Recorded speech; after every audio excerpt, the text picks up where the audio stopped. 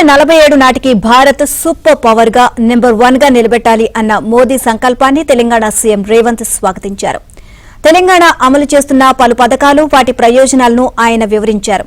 మరోవైపు ప్రధాని మోదీతో ప్రత్యేకంగా సమావేశమై తెలంగాణకు అవసరమైన ప్రాజెక్టులు, అభివృద్ది పనులపై పలు విజ్ఞప్తులు చేశారు.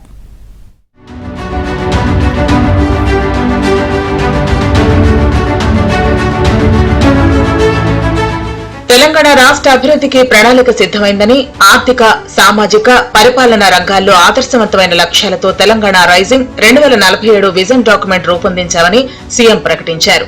తెలంగాణ రైజింగ్ విజన్ లోని 4 కీలక అంశాలను ముఖ్యమంత్రి ఈ సందర్భంగా ప్రస్తావించారు.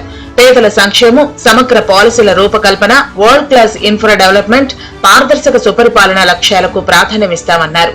తెలంగాణ సామాజిక, ఆర్థిక, విద్య, ఉద్యోగ, రాజకీయ కులగణన, బీసీలకు 42% రిజర్వేషన్లు, ఎస్సీల ఉపవర్గీకరణకు తమ ప్రజాప్రభుత్వం చారిత్రాత్మక నిర్ణయాలు తీసుకుందన్నారు.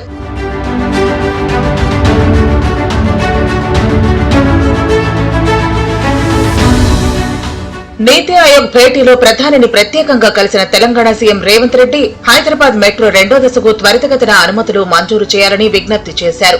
మెట్రో 2వ దశకు కేబినెట్ అనుమతికి అవసరమైన చర్యలు వేగంగా తీసుకోవాలని, పట్టణాభివృద్ది శాఖకు తగిన ఆదేశాలు ఇవ్వాలని కోరారు. రీజనల్ రింగ్ రోడ్డు ఉత్తర భాగానికి ఆర్థిక, కేబినెట్ అనుమతులు ఇవ్వాలని ఆయన కోరారు. రీజనల్ రింగ్ రోడ్డు కోసం ఉత్తర భాగంతో పాటు దక్షిణ భాగానికి కూడా ఏకకాలంలో అనుమతుల ప్రక్రియ పూర్తి చేసేలా ఆదేశాలు ఇవ్వాలని ప్రధానికి విజ్ఞప్తి చేశారు. అలాగే రీజనల్ రింగ్ రోడ్డు దక్షిణ భాగంలో భూసేకరణకు 50% వరకు తెలంగాణ ప్రభుత్వం కూడా భరించడానికి సిద్దంగా ఉందని ఆయన తెలిపారు. రీజనల్ రింగ్ రోడ్డుకు సమాంతరంగా గ్రీన్ఫీల్డ్ రైల్వే లైన్ నిర్మాణానికి కూడా సహకరించాలని కోరారు.